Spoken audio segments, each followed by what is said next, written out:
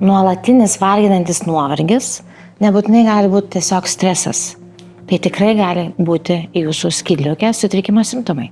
Kalbant apie simptomus, turbūt reikėtų pradėti šnekėti apskritai apie ką ta skydliaukė daro. Nes mums kažkaip atrodo, visą laiką pacientai klausinėja, tai ką ta skydliaukė daro? Ir čia kažkur gerklėj pas mus sėdi, tokia švelni panašiai draugelė. Iš tiesų skydliaukė dalyvauja daugelį procesų.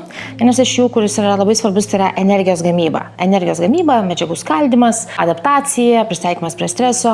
Kita labai svarbi grupė yra tai, kad jinai dalyvauja mūsų imunitete ir jinai dalyvauja imuniteto reakcijų imunitetą, ypatingai keistose imuniteto reakcijos, netgi keistose alergijose. Ir dėl to tie simptomai tokie gali būti labai įvairūs. Ir gali būti susiję tiesiog su energijos stoka. Vienas iš tokių tipinių simptomų, kuris išsiskiria iš kitų, tai yra tai, kad pacientas sako, aš vakare visiškai neturiu energijos. Pavyzdžiui, jeigu žmogus yra perdegime, dažnai jis sako, aš vakare staiga atgyju, aš naktį galiu daryti didžiulius projektus, ten man atsiranda daug jėgų, įkvėpimo. O kai žmogus turi skydliaukės problemas, dažniausiai skundžiasi sako, kad aš visiškai vakare nepasikeliu. Ir kitas dalykas labai svarbus skydliaukei yra tai, kad žmogus nemiega. Ir žmogus yra pavargęs vakare, bet jisai niekaip negali užmigti arba jį kankina nemiga. Ir gaunasi tas toksai angliškas terminas wired but tired, bet tai yra toksai, tu esi pastoviai pavargęs, bet tu negali išsimiegoti. Žmogus pastoviai yra tokioje būsenoje.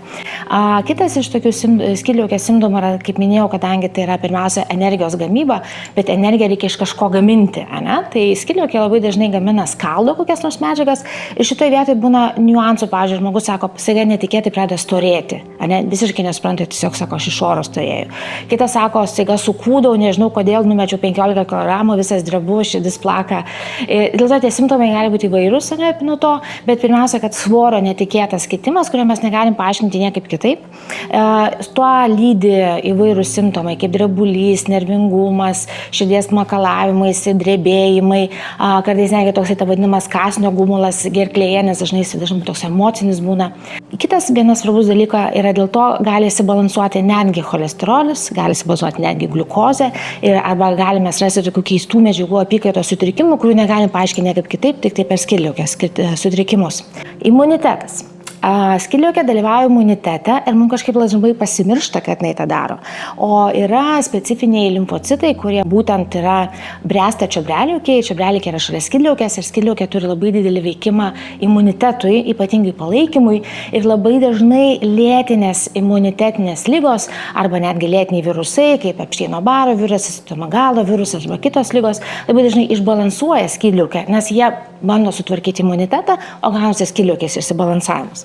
Kitas svarbus aspektas, ką dar daro skydliaukė, tai yra būtent kalcio apykaita. Dėl to tie simptomai gali būti nuo raumenų traukimo, nuo neaiškių skausmų kauluose, nuo keistų lūžimų, arba kai staiga visam darom vitaminą D, esi pastoviai mažas.